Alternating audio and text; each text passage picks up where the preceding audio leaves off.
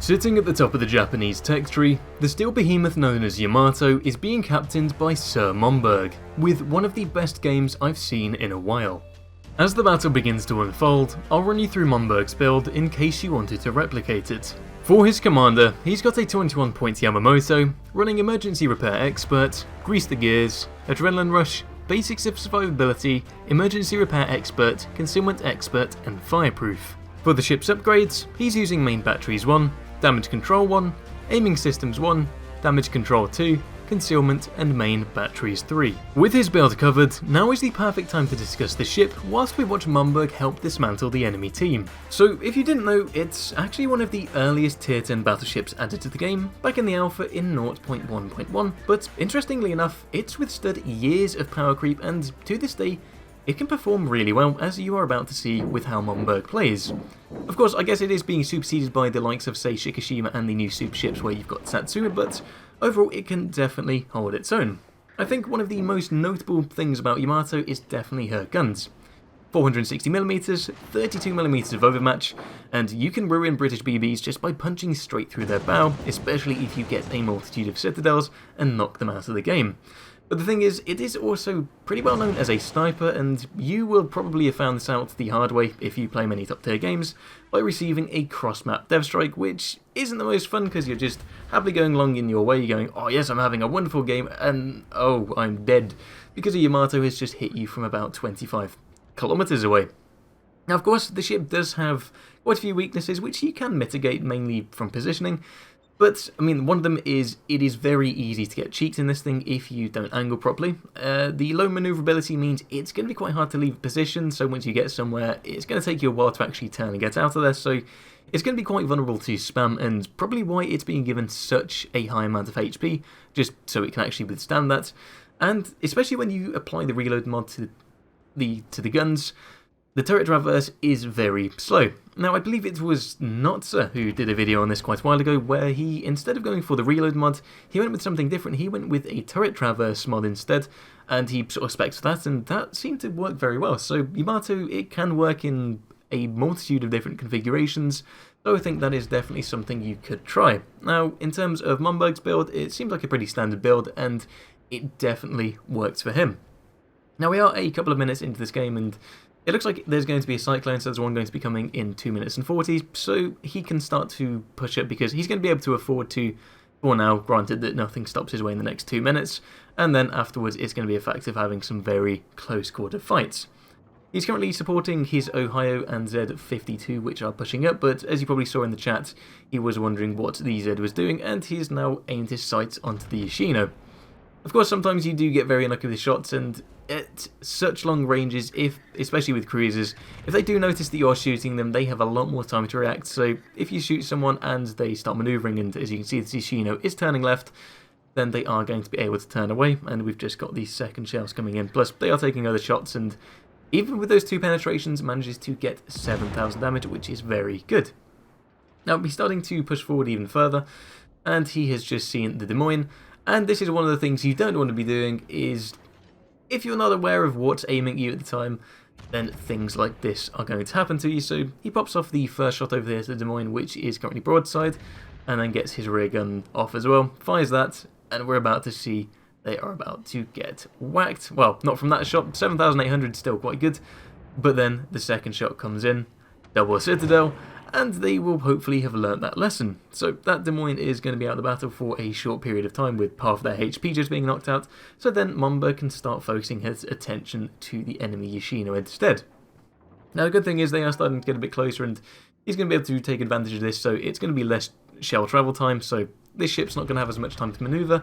So this Yoshino, he comes in, he starts turning, completely flat broadside, he manages to get all 9 guns off to the Yoshino, 41,000 damage, or HP, and that is down to 0, and manages to get his first kill with 93,000 damage, so far, a pretty nice start to the game.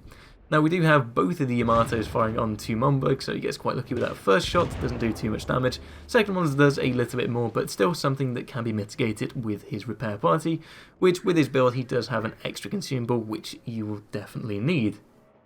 Now at this point, he's starting to push forward, so there's only 30 seconds left until this Cyclone starts coming in, which can be a saving grace, especially when you've got spamming ships. So if you look on the map near the Des Moines, you have got a Worcester. In front of Momberg, there is a Marceau. The Des Moines is probably not going to be anywhere near because they took a lot of damage. And speaking of which, so did that enemy Yamato with 4 penetrations and an over-penetration, getting him over the 6-figure mark, which is very nice. So he's using islands to his advantage here, just staying in cover, and unfortunately that GK to his side, probably he could have got a nice shot on him too, but I think the amount of damage he got onto the Yamato means he didn't really miss out too much, and this is really where the spam is starting. So we've got the Worcester that's currently shooting him at the moment, and he does need to be quite careful of this Marceau, which is going to be in front of him. Let's spot the Worcester, but this is also one of the things with the turret traverse, he's not going to be able to get those turning in time, and it is the enemy Yamato. So when I was saying earlier about Yamatos and being able to be cheeked, so if you aim just between the first 2 turrets on a Yamato at this sort of angle, you're going to get something like that, which is 2 citadels, and he has just ruined that Yamato's day, so they're going to start needing to fall back. But at the same time, Momberg is receiving a hell of a load of spam, so the Marceau, the French tier 10 destroyer, is currently chucking a load. Well, he's actually moved on to the Z now, I'm assuming, because it's been spotted. Also taking quite a bit from the Worcester and the Des Moines as well. So at this point, it's quite wise for Momberg to start getting out of here. And yeah, it's just a fact of just get out of there until the Cyclone comes in, which you can see it is currently doing so now. So eventually he's going to be pretty safe from spam. And then he can start turning around and reposition. And also just took 11,000 damage from the enemy Yamato. So definitely a good time to get out of there whilst he's waiting for his repair party to come off cooldown. Now he does have his rear gun aimed onto the Worcester, who is in a decent firing range, but with only the 1 gun firing, then the chances of him hitting, he does actually manage to get to 2 hits there, but didn't really manage to get onto the Citadel. Now he does start to pop his repair party as well to mitigate damage, and also get into a bit of a better situation for him to reposition. Now, with everything out of the way, he just needs to get around this island and start turning away, but before that happens, you can see the Cyclone is just in range, so there is the Marceau.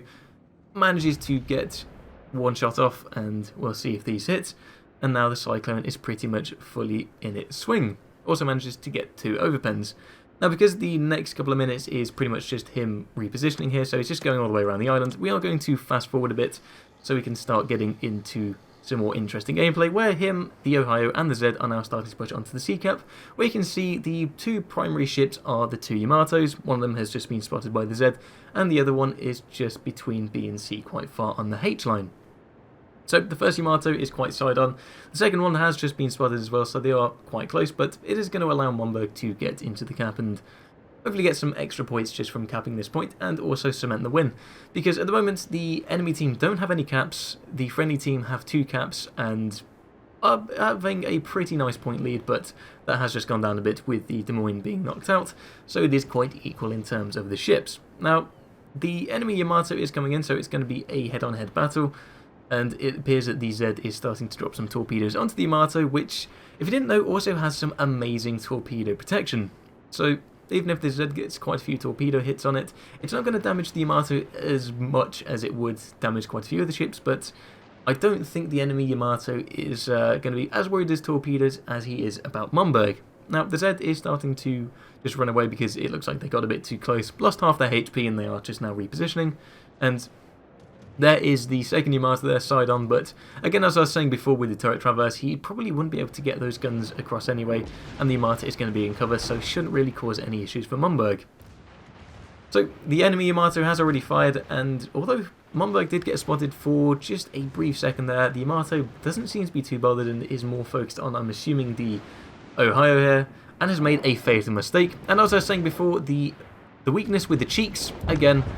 yep, that was a quarter citadel, 45,000 damage, and in that 1 shot, he managed to get about a quarter of his total damage so far this game, so it's definitely looking quite good. And there's still 7 minutes left, so that was just a fact of starting to push up and clean up everything there is.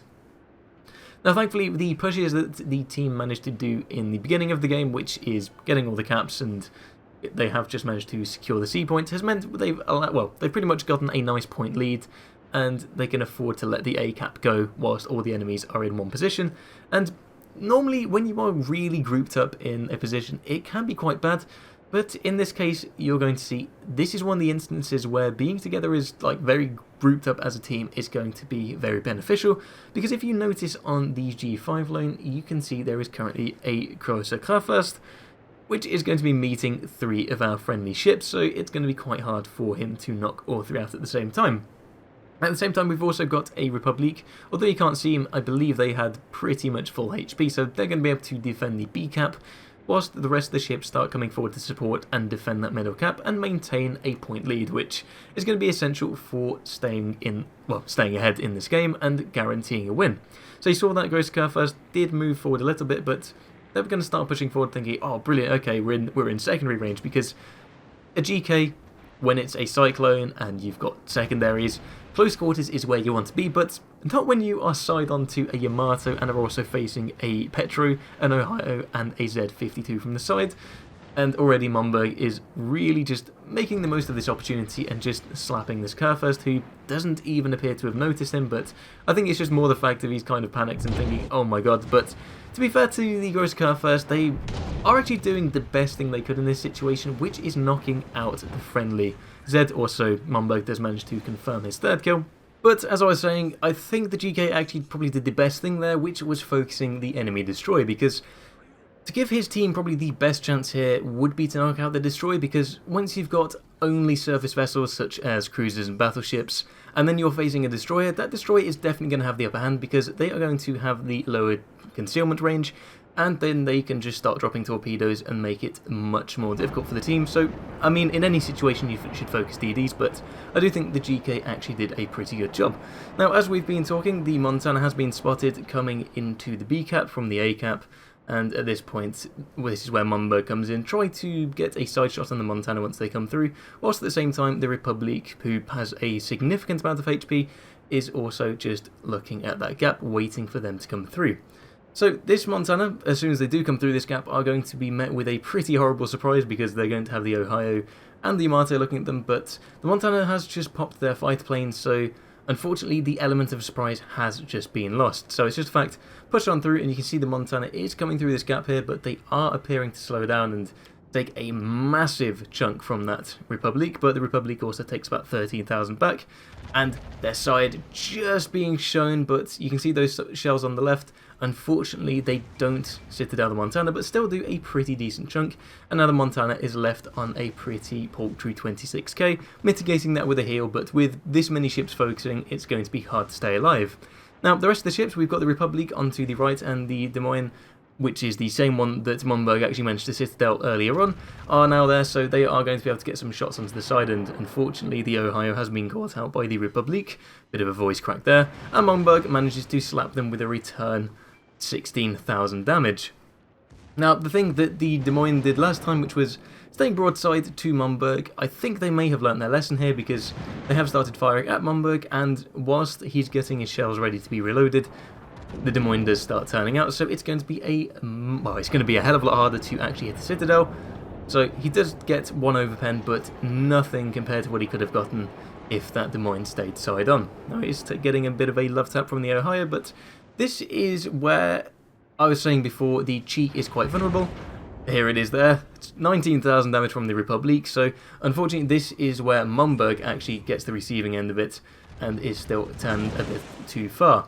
Now, I'm guessing Momberg still thinks that the Montana on his left is still there, because when you're in games like this, I mean, it's all good, you know, sort of looking as a spectator, but when you're in the game, your focus is definitely going to be a lot more different than someone who's onlooking. So at the time, you saw him sort of look to the left and Montana realise it's not there, start turning to the right, but I think it was just a bit too late there, because unfortunately the Republic did manage to get some more shots in. Now, although the Republic wasn't spotted for a second, Momberg did manage to get some shots in. Unfortunately, 3 of them shattered on the torpedo protection, and now it's just a fact of going forward and just trying to bow tank. Unfortunately, the Des Moines is also spamming him too, which is going to be a bit of an issue, and with no further repair parties, this could be a bit of an issue, but he still has the support of an Ohio, and the Petro is also going into the A cap again, so even if the Ohio and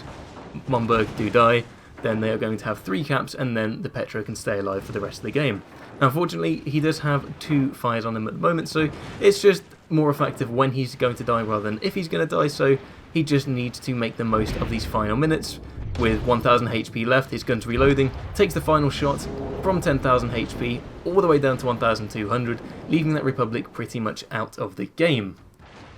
And that right there, 320,000 damage, and with there being nearly a 400 point lead, 3 friendly caps and just over a minute left, it's clear who's going to win, so we'll take a look at the results screen. Quite frankly, an amazing sight to see, and it's evident what constituted the majority of the damage, and that is the 11 citadels, which is insane when you realise each one does just under 15,000 damage. So 89 target hits, 3 killed, 11 citadels plus 3 heroic achievements is one hell of a game. And before we conclude this video, we'll look at the team score, which does not disappoint.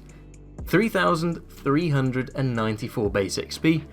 I think that's enough said. Again, thank you Monberg for sending that replay over, and I'll be continuing to show some of the older replays from last year submitted to my Discord in due course. But with that hell of a game over, so is the video. I hope you have a wonderful rest of your day, and I'll see you in the next one.